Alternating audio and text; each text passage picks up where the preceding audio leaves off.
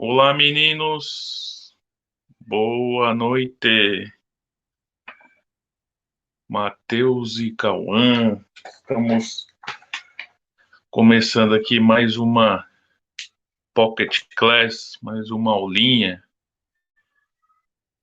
tratando alguns teminhas relativos a discussões filosóficas, relativos a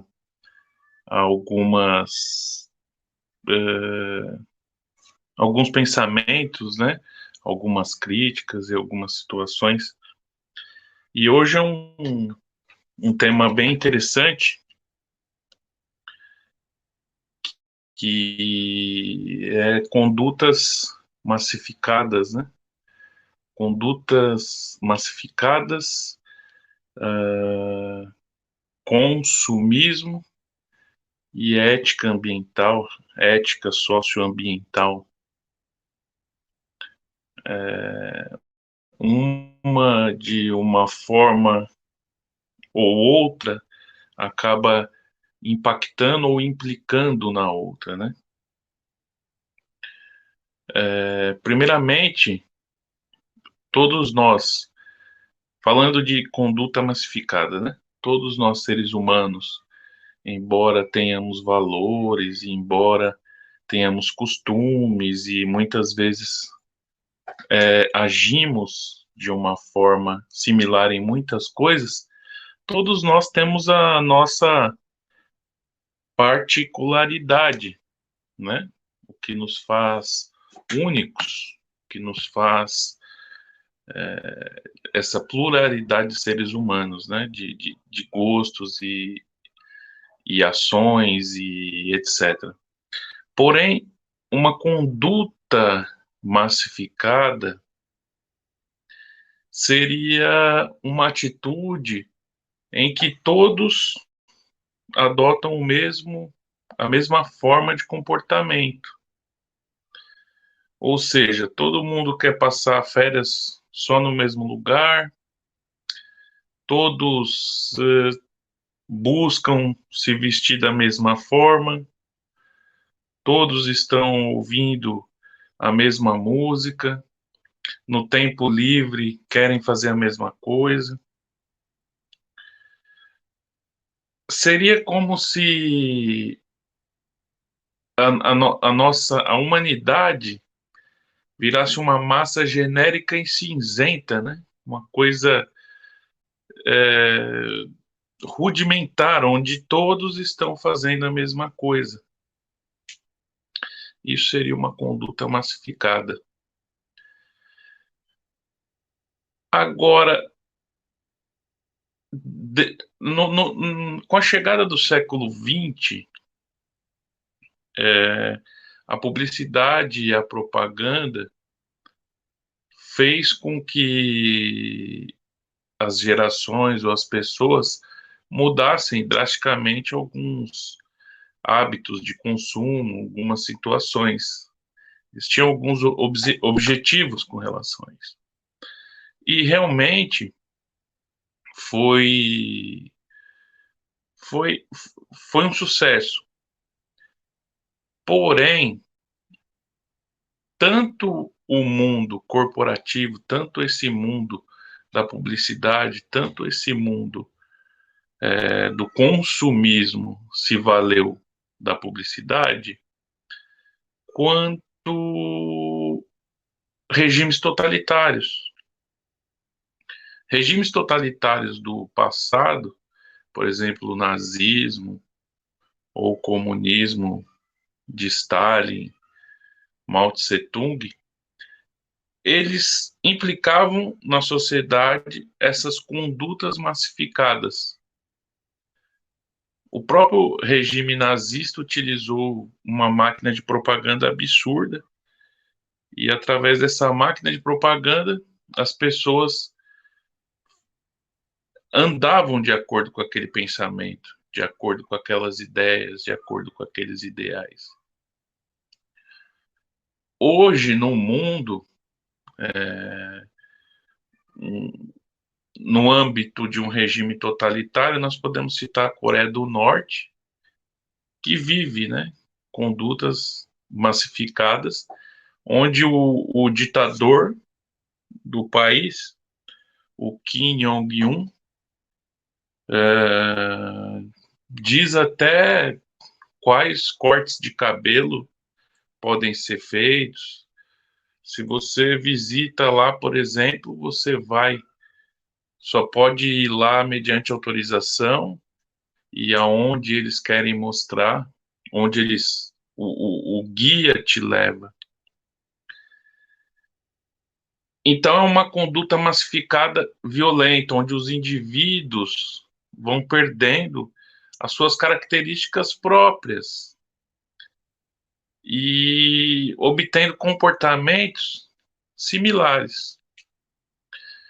Isso nós estamos falando de regimes totalitários. Agora, nos países ditos democráticos ou ultramodernistas ou modernistas, como se diz, capitalistas, aqui do Ocidente, nós vivemos, sim, uma liberdade. Mas as condutas massificadas tendem a ser outras. Se não são ditadas pelo ramo da política, estão sendo ditadas pelo consumismo. Ou seja, eu tenho que ter esse tênis. Mas por quê? Não, porque todo mundo está tendo. Aí no ano que vem, nesse ano a moda é o tênis azul. Aí no ano que vem, a moda é o tênis verde.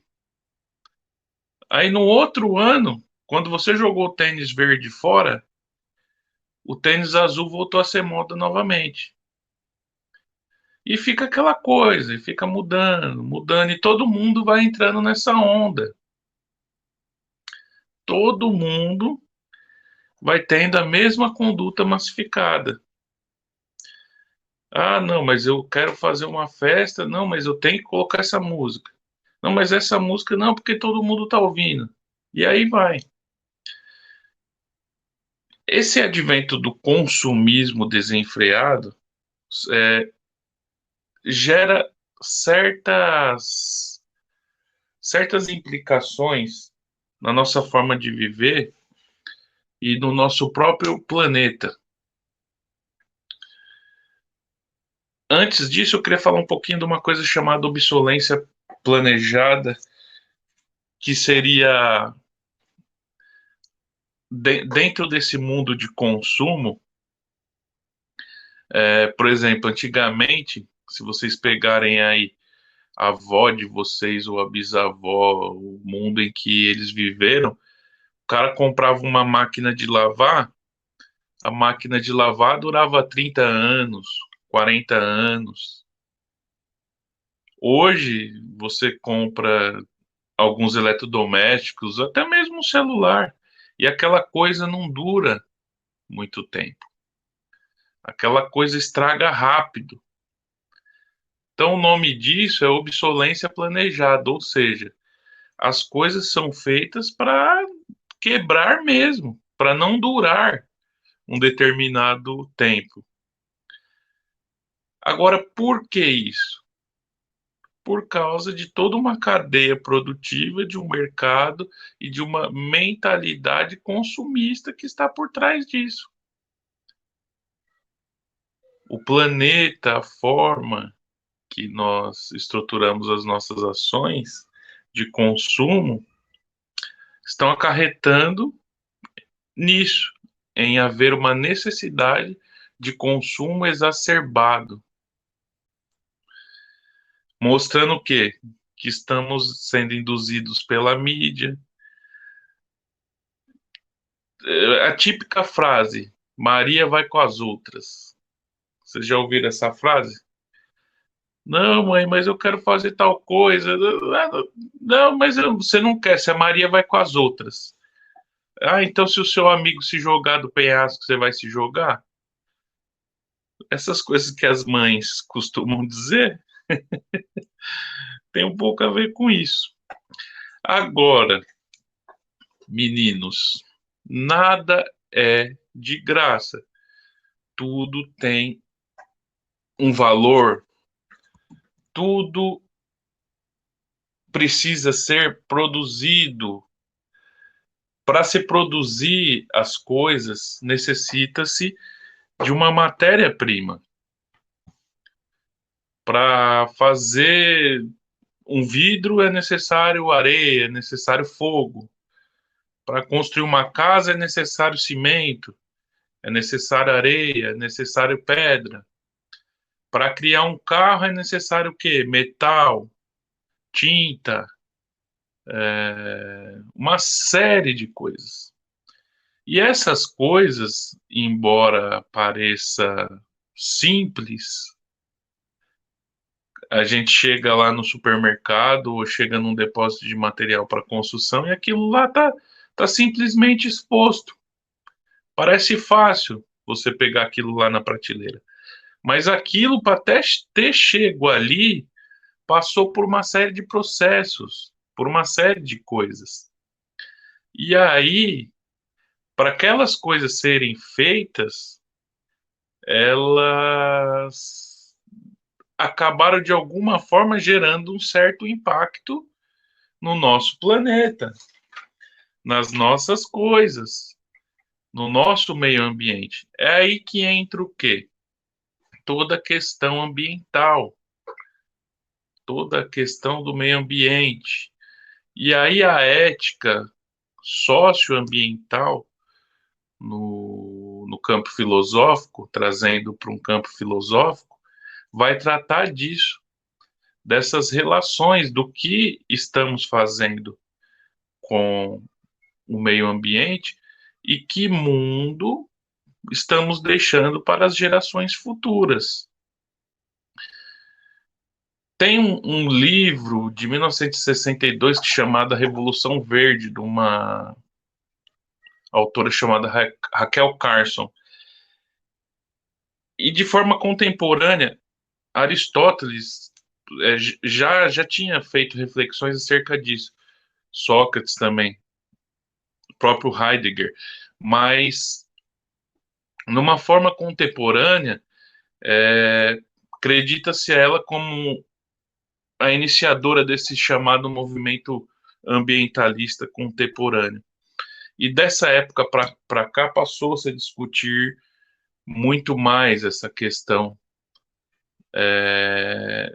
Esse pensamento começou a vigorar muito mais na civilização e nos países e tudo. Eu, pessoalmente falando, tenho algumas críticas a pensamentos ultra-ambientalistas, onde às vezes você pega aquelas pessoas que são parece que estão querendo matar os outros. Não, você está estragando, você está acabando com o planeta. Não, você não pode fazer mais isso, você não pode comer carne, você não pode. Então, nós temos que ter equilíbrio com relação a tudo. Ou seja, reciclar é preciso. O petróleo não é eterno. O petróleo que é a base para o plástico, para a gasolina, para uma série de coisas que nós utilizamos todos os dias, um dia vai acabar. Nós precisamos de energia constantemente. O que nós vamos fazer no futuro para obter energia? Então, nós precisamos sim aumentar a questão da energia limpa, da energia renovável. Nós precisamos sim pensar a respeito do impacto que estamos causando no mundo. Mas eu acredito que temos que ter cuidado, porque isso, de uma certa forma, a pessoa que fala tanto nisso, de uma forma, uma conhecida, a Greta Thunberg, que defende bastante isso, até nas resoluções da ONU e tal. Existe uma certa hipocrisia em muitos sentidos. Então, não podemos ser nem 8 e nem 80. Temos que ter um certo equilíbrio ao tratar dessas situações. Agora, no âmbito filosófico, Isso implica também na ética e na moral. Por exemplo, para uma determinada sociedade, pode parecer certo comer determinado tipo de carne, para outra não. E aí? Isso já entra um pouquinho também no conceito de liberdade, autonomia e outras coisas. Mas isso nós vamos ver na aula seguinte, ok? Voltamos em breve com outra aula. Obrigado, meninos. Até mais.